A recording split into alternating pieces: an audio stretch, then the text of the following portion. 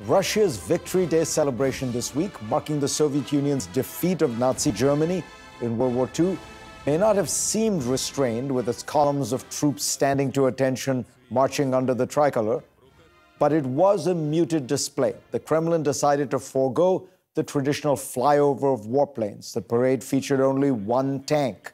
More than 20 cities canceled their ceremonies, and a national march honoring veterans was scrapped. Officials cited security concerns as the reason for the pared-back events, but President Vladimir Putin might also have been unwilling to ostentatiously celebrate a 78-year-old victory when current news from the Ukrainian front is bleak. Best estimates say that as many as 200,000 Russian troops have been killed or wounded. Many troops on the front line lack proper supplies, and a Ukrainian counteroffensive looms. Still, in his speech, Putin appeared unbowed by these pressures, casting himself as the defender of a country beset by the censure of Western globalist elites. He may want to start worrying about his own elites. From the outside, it's easy to see Putin as an all-powerful strongman who rules Russia by decree and has manipulated and mobilized his people behind him. But in a fascinating interview with Isaac Chartner of The New Yorker, Tatiana Stanovaya, a senior fellow at the Carnegie Russia-Eurasia Center, describes a more vulnerable Putin. And that is in part because Russian elites have begun to grow disillusioned with his leadership and fear the outcome of what they increasingly see as an unwinnable war. Stanovaya's Putin is a leader caught between two sets of elites. On the one hand, there is the progressive elite, made up of technocrats, regional governors, and senior officials who view Putin as too extreme and worry about the effect of Western economic sanctions. On the other hand, there are what she calls the patriots, who see Putin as too soft.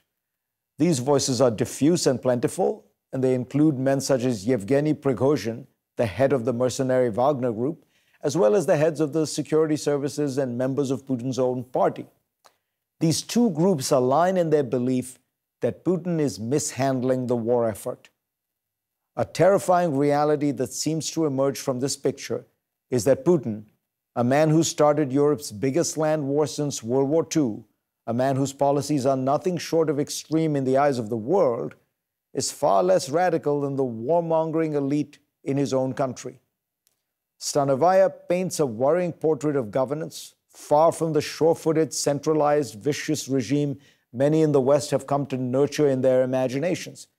She tells The New Yorker that arrests are carried out by multiple agencies, sometimes without Putin's knowledge. Putin's own decisions appear confused based on which competing faction influences him at the moment. And Putin's view can be at odds with his own agencies. For example, Putin sees Prigozhin as a hero even as the federal security services and technocrats view him as a threat. Putin also faces more severe economic pressures than is widely believed. The Wall Street Journal reported this week that pollution data belies the Kremlin's claim that its industrial production is recovering. Pollution in industrial regions has dropped 6.2% over the past year, more than during the peak of the pandemic. Russian official statistics claim that annual industrial production actually rose by 1.2% in March. And Jeff Sonnenfeld, a professor at the Yale School of Management, has pointed out that Russia's energy revenue is down as a result of the G7 price cap on Russian oil. Meanwhile, its budget deficit has soared.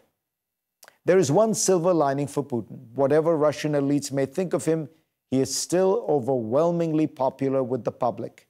He has an enviable 83% approval rating, according to the independent Levada Center.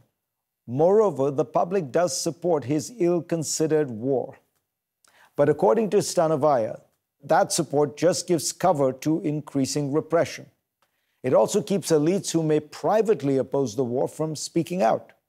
The danger is not that the Putin regime may collapse from within, she says, but that even under him, it could transform into something monstrous, ruthless, inhumane, a reign of fear. As bad as the Putin regime looks now in Russia, it could actually get worse.